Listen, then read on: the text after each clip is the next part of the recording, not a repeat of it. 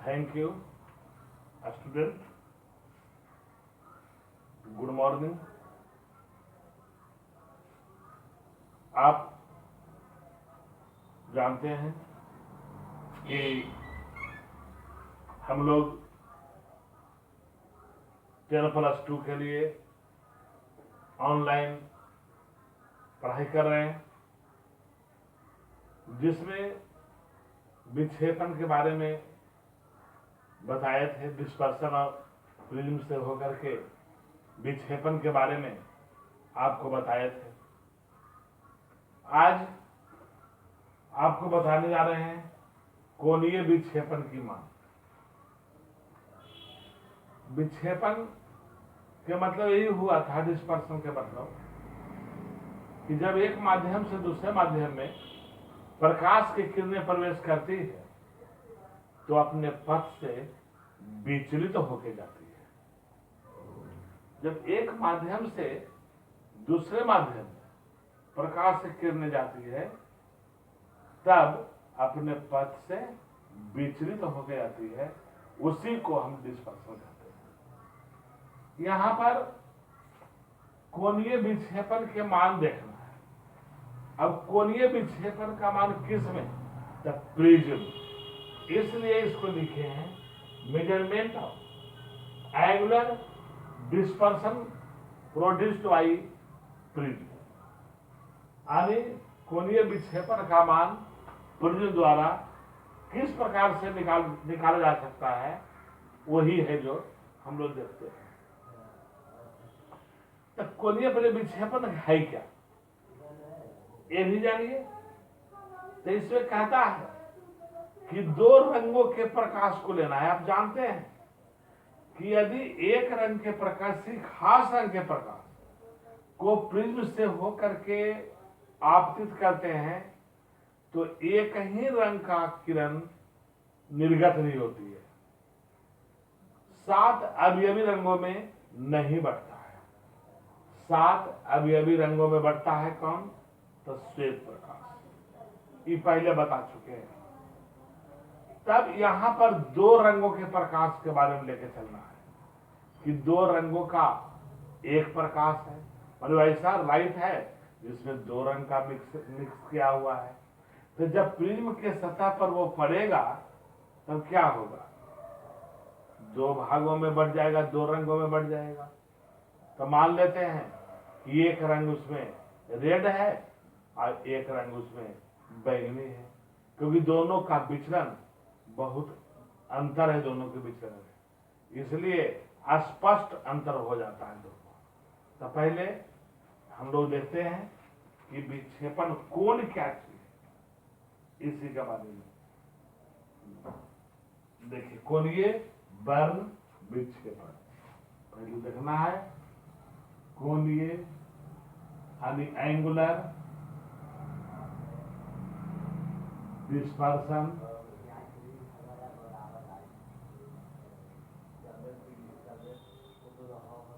देखना है। Angular dispersion कहता है किसी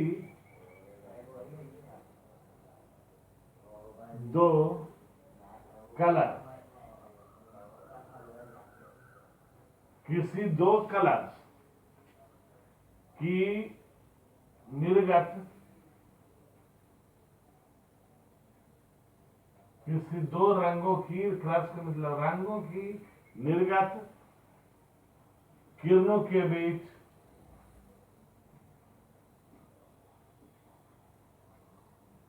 किरणों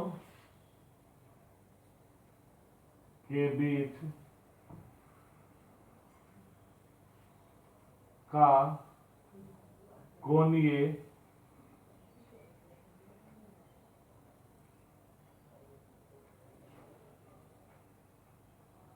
या कोण लिखिए, कोण उन रंगों की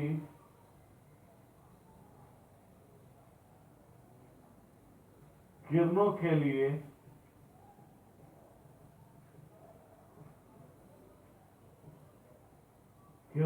लिए वर्ग कोणीय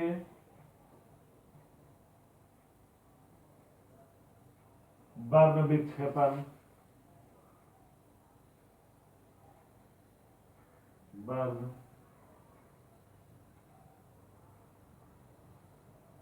विक्षेपन कहलाता है। ये हो गया कोणीय वर्ण विक्षेपन का परिभाषा कि कोणीय वर्ण विक्षेपन क्या है। तो किसी दो रंग के निर्गत किरणों के बीच का कोण उन रंगों के किरण के लिए कोणीय वर्ण विक्षेपन कहलाता है, और उसका जो मान होगा उन रंगों के लिए विचलन कोण के अंतर के बराबर होता है। लिखना होगा, और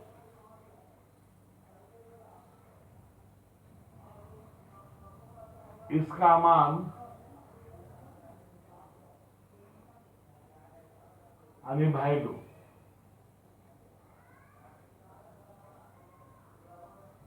उन रंगों के लिए या उन रंगों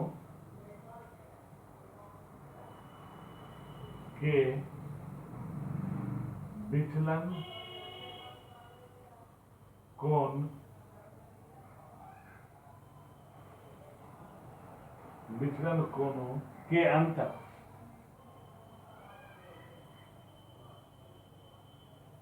विचलन कोणों के अंतर के बराबर होता है। इसको देखेंगे हम साबित करके। फिर से सुन लीजिए, ये यहां आपको देखने का है कोणीय विक्षेपन। कोणीय जो विक्षेपन होता है, पहले कोणीय विक्षेपन है क्या, या कोणीय वर्ण विक्षेपन क्या है। तो ये आप जानते हैं कि किसी प्रिज्म से जब श्वेत रंग के प्रकाश को प्रवाहित किया जाता है, आवतित किया जाता है, तब 7 अवयवी रंगों में बढ़ता है। लेकिन किसी एक रंग के प्रकाश को प्रिज्म से होकर प्रवाहित करने पर एक ही रंग में निर्गत होती है। यदि दो रंगों के प्रकाश को मिक्स कर दिया जाए, रंगों को मिक्स कर दिया जाए और एक रंग बना दिया जाए, और एक रंग बनाने के बाद फिर उसे प्रिज्म से होकर के प्रवाहित किया जाए, तब वह 2 अवयवी रंगों में बढ़ जाता है। अतः किसी दो रंग के निर्गत किरणों के बीच का कोण उन रंगों के किरण के लिए कोणीय वर्ण विक्षेपन कहलाता है, और इसका मान उन रंगों के विचलन कोणों के अंतर के बराबर होता है। अब देखते हैं इसको डिस्क्रिप्ट कर करके।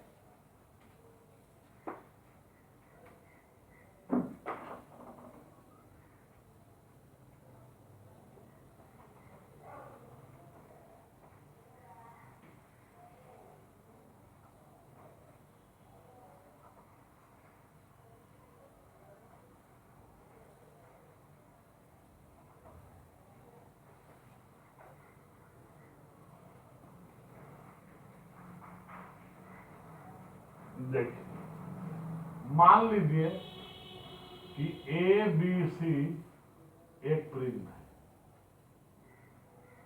यही मान लीजिए। माना कि ए बी सी एक प्रिज्म है, और इस प्रिज्म के सतह पर एक वैसा प्रकाश की किरणें पी से आपतित होती है क्यू पर, क्यू बिंदु पर आपतित होती है, जो 2 रंगों का बना हुआ है। इसमें 2 रंग मिला हुआ है, लेकिन लग रहा है कि एक ही रंग है।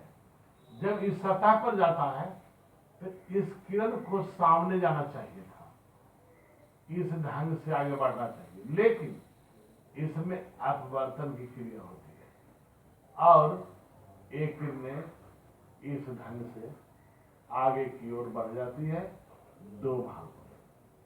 हम पहले बोल चुके हैं कि ए जो है पी से जो प्रकाश की किरणें प्रिज्म पर जा रही है, देखने में लग रहा है एक रंग, लेकिन एक रंग का प्रकाश नहीं है, बल्कि दो रंग का प्रकाश है। अतः जब प्रिज्म के सतह पर पड़ता है तो दो अवयवी रंगों में बढ़ जाता है। फिर यही रंग इस ढंग से निर्गत होता है। ये देखिए, इस ढंग से। तब एक किरण को आर कहिए, एक किरण को भी। दो किरण है, एक रेड हो गया, आर के मतलब रेड, अब ही के मतलब बुखार। अब इसको पीछे की ओर मिलाइए, बढ़ाइए, इसको पीछे की ओर हम बढ़ाते हैं।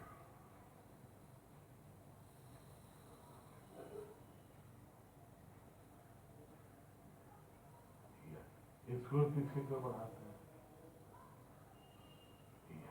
यहां पर मिल गया, जहां पर मिल गया ये बिंदु को हम O कहते हैं। और यहां पर एक कोण बना, एक कोण बना, एक कोण को हम थीटा कहते हैं। मान लेते हैं कि ये कोण क्या है, थीटा है। अब ये जो कोण है, यह देखिए, किरण अभी सतह नहीं होती तो इस ढंग से ही जाता, विचलन नहीं होता तब, तो इसको हम डेल्टा आर कहें, डेल्टा आर। तो ये हो गया डेल्टा भी, डेल्टा भी ये हो गया। अब चलिए, पी क्यू ए है आर, पी क्यू ए है आर। दो किरण है, नीचे वाला ई भी, ऊपर वाला ई आर। अब देखिए, इसी को लिटरेचर के रूप में लिख देते हैं। फिर समझ लीजिए एक बार। माना कि ए बी सी एक प्रिज्म है जिस पर दो वर्णी प्रकाश पी से आती है और प्रिज्म के क्यू पर पड़ती है। प्रिज्म के क्यू पर पड़ने के बाद वह दो अवयवी वर्णों में बदल जाती है, जो प्रिज्म के दूसरे सतह पर पड़ने के बाद निर्गत होती है। अब दो वर्ण, माना कि एक रेड और दूसरा वायलेट है। रेड का विचलन कम होता है, इसलिए एक किरणें ऊपर है, और वायलेट का विचलन ज्यादा होती है, इसलिए यह नीचे है। अब इसको पीछे की ओर बढ़ाए ऊपर, जिस पर कोण बना थीटा। अब देखिए, इसको लिखना पड़ेगा। माना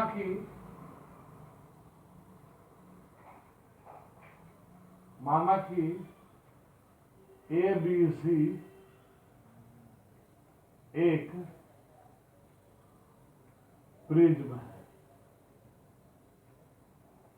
जिसकी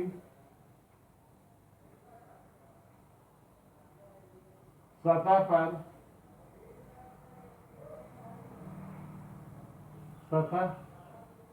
यानी क्यू पर दो वर्णी प्रकाश, दो वर्णी प्रकाश की किरण पी क्यू पड़ने के बाद आर एंड भी में निर्गत होती है, निर्गत होती है। इसके कारण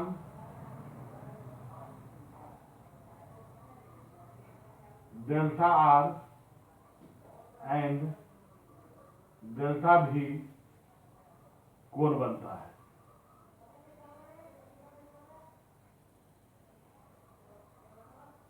कोण बनता है। माना कि ओ कोण ओ बराबर थीटा, ये मान लिया गया है। फिर सुन लीजिए, ए बी सी एक प्रिज्म है जिस पर दो वर्णी प्रकाश की किरणें प्रिज्म के सतह Q पर पड़ने के बाद दो अवयवी वर्णों में निर्गत हो जाती है, एक रेड में और दूसरा वायलेट। दोनों अलग अलग होने का कारण होता है कि दोनों का जो विचलन होता है वो अलग अलग रहती है। तब एक त्रिभुज ORS, यहां पर एस करना। अब देखिए, त्रिभुज ORS में, त्रिभुज में बहिष्क कोण बराबर सामने के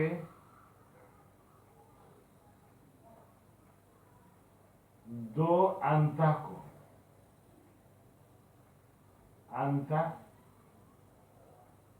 कोणों का योग,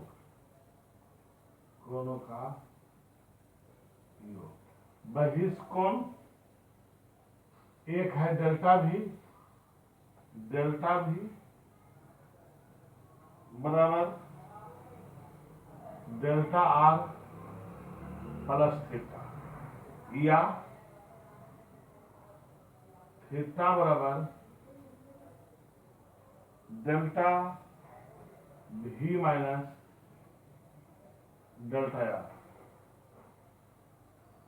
या थीटा बराबर आप पहले जान चुके हैं कि A म्यू B माइनस 1 और minus A mu R minus 1, कल सूत्र साबित किए थे। इतना हो गया। अब देखिए इसके आगे,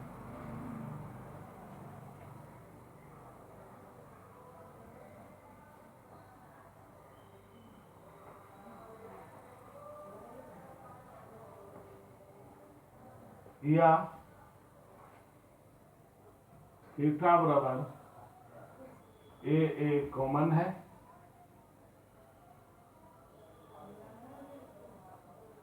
म्यू भी माइनस 1 और minus mu R plus 1 plus minus cancel, इसलिए थीटा बराबर A mu B minus mu are.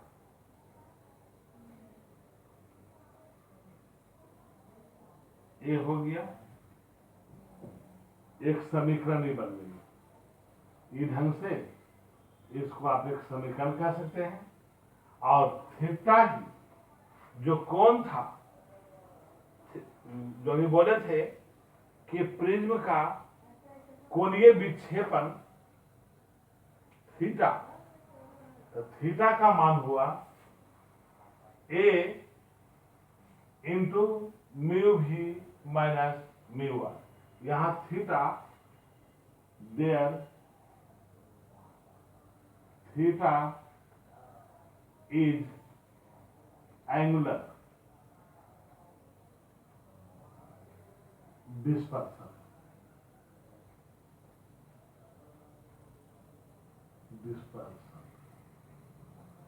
Angle, यही ये हो गया कोणीय विक्षेपण के बारे में। अब देखते हैं इसके आगे वर्ण विक्षेपण की क्षमता।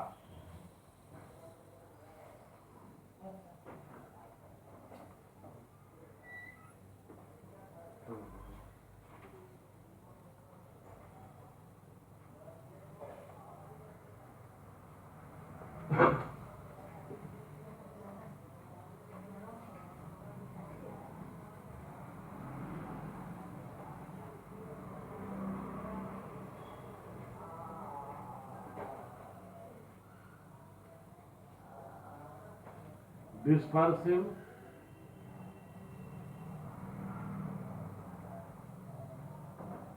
power of a medium, माने किसी माध्यम की वर्ण विक्षेपण क्षमता, किसी माध्यम के वर्ण विक्षेपण क्षमता। तो अब कहता है किसी माध्यम के वर्ण विक्षेपण क्षमता का मतलब क्या हुआ? तो अभी देखें एंगल के बारे में, तो कहता है किसी दो रंगों के लिए, एक रंग नहीं, हम जानते हैं कि प्रिज्म पर यदि एक रंग के प्रकाश को डालेंगे तो निर्गत भी होगी एक ही रंग, लेकिन दो रंग के प्रकाश को डालेंगे तो निर्गत हुआ यहाँ पर दो रंग। एक जो देख रहे हैं पी क्यू, लग रहा है एक प्रकाश है, जरूर है एक प्रकाश, लेकिन मिक्स है दो रंगों का, इसलिए निर्गत हुआ दो रंग। वही यहाँ पर कह रहा है कि किन्हीं दो रंगों के लिए प्रिज्म के पदार्थ की वर्ण विक्षेपण, किन्हीं दो रंगों के लिए प्रिज्म के पदार्थ के वर्ण विक्षेपण क्षमता उन रंगों के किरणों के लिए कोणीय विक्षेपण एवं मध्य किरण के विचलन के अनुपात के बराबर होता है। यही है मुख्य रूप से क्षमता। तो देखते हैं क्षमता में क्या कहता है। जो किसी दो रंगों के लिए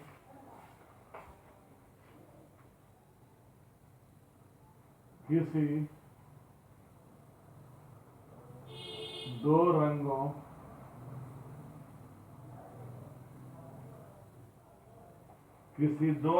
के लिए प्रिज्म के पदार्थ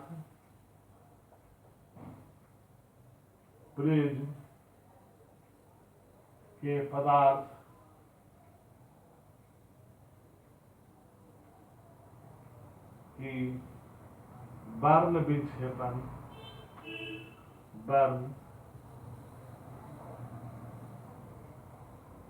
विक्षेपण क्षमता उन रंगों की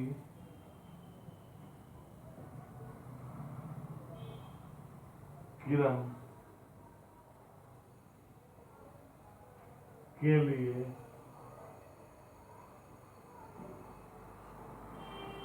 कोणीय विक्षेपण एंगुलर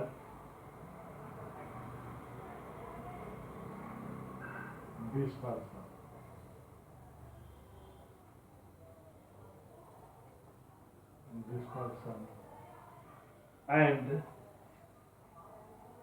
middle ray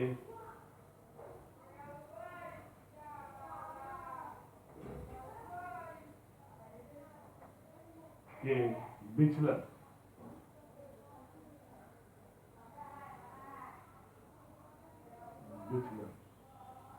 के अनुपात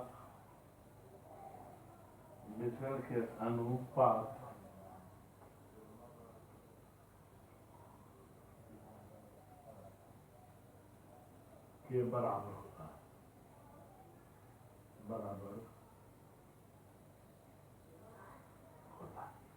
यही है इसकी पावर, इसकी शक्ति क्या है।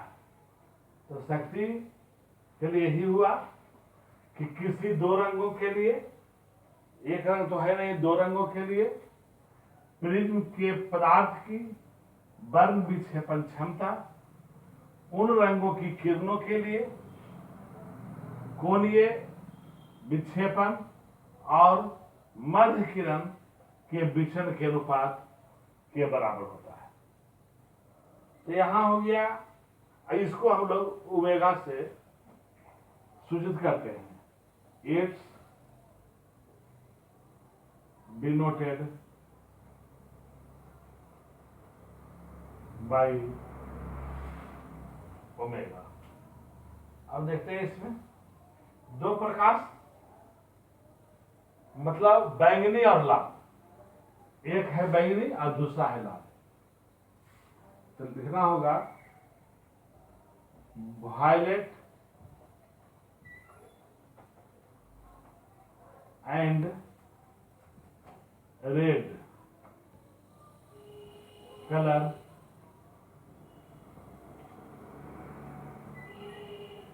के लिए वर्ण विक्षेपण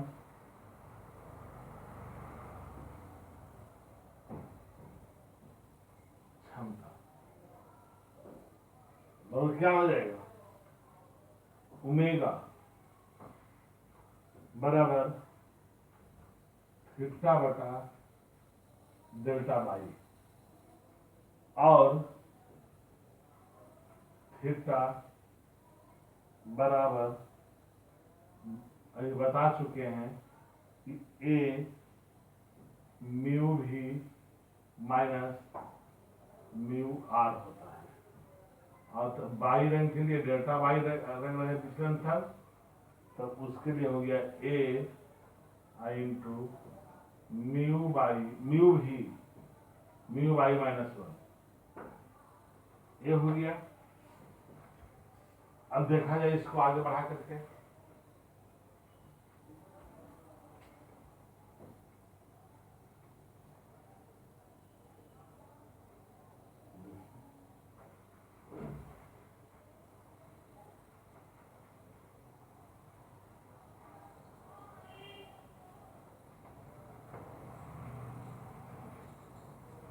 अनुपात क्या रहा है? ओमेगा बराबर A mu B minus mu are,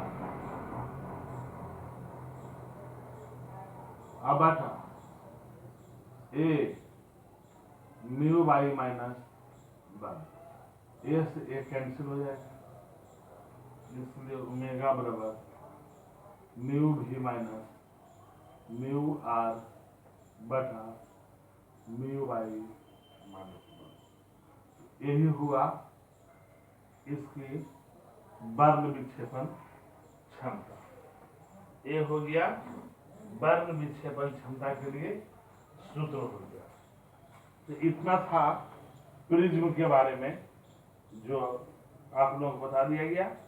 अब देखते हैं एक इस पर न्यूमेरिकल क्या होता है, जो आगे बढ़ते हैं। जो सूत्र बताया गया उसी सूत्र पर न्यूमेरिकल इसको बताइए।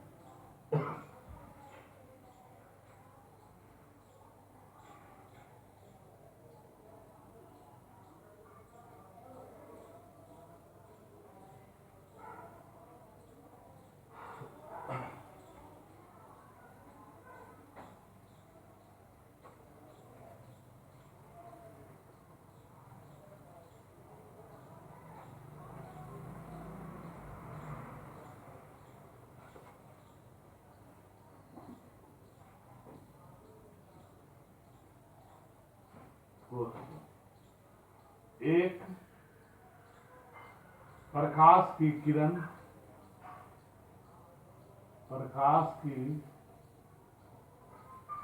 किरण समबाहु कांच की प्रिज्म पर आपतित होती है। आपतित होती है, जो 30 डिग्री का न्यूनतम विचलन प्रदर्शित करती है। विचलन प्रदर्शित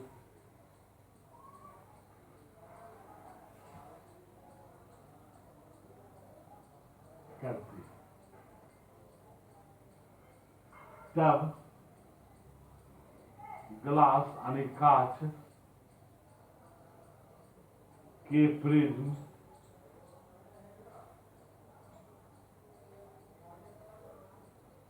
से गुजरने वाले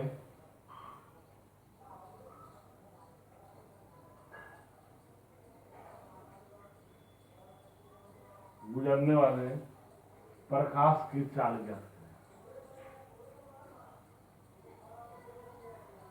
प्रकाश की चाल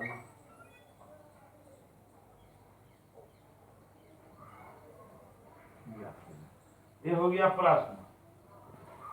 प्रश्न हो गया कि एक प्रकाश की किरण समबाहु कांच की प्रिज्म पर आपतित होती है जो 30 डिग्री का न्यूनतम विचलन प्रदर्शित करती है। तब ग्लास के प्रिज्म से गुजरने वाले प्रकाश की चाल ज्ञात करें। अब क्या क्या इसमें दिया हुआ है तो देखिए,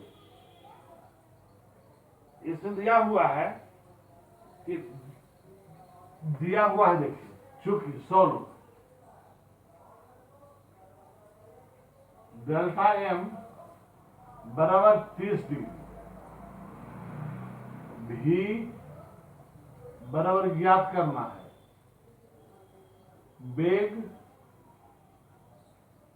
3 गुना प्रकाश का वेग कितना मीटर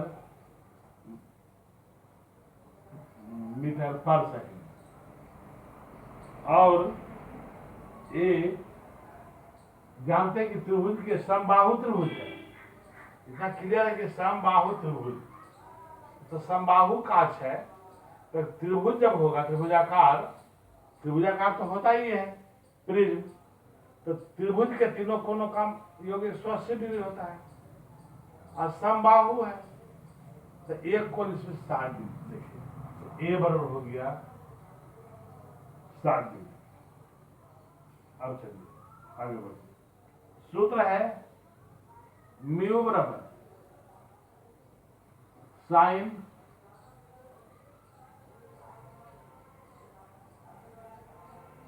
ए प्लस डेल्टा एम बटा 2 और बटा साइन ए बाई, इसी पर बैठा दिया जाए। देखिए ये हो गया म्यू बराबर साइन ए का मान हो गया 7 और जोड़ डी एम का मान हो गया 30 बटा हो गया 2, हो गया साइन ए का मान 7 बटा 2। देखिए या म्यू बराबर ये हो गया साइन 90 बटा 2 और 45 बटा साइन 30 ये मान हो गई। अब साइन 60-50 डिग्री का मान लिख दीजिए, या म्यू बराबर साइन 45 का मान होता है 1/√2 और साइन 30 का मान होता है 1/2, या म्यू बराबर 1/√2 और गुना 2/1 बराबर हो गया 2/√2। अब √2 से ऊपर नीचे गुना कर दीजिए तो हो गया 2√2 बटा 2 कैंसिल आदि बराबर यानी म्यू बराबर हो गया √2। अब क्या रहा है निकालने के लिए भी का मान ज्ञात करना है।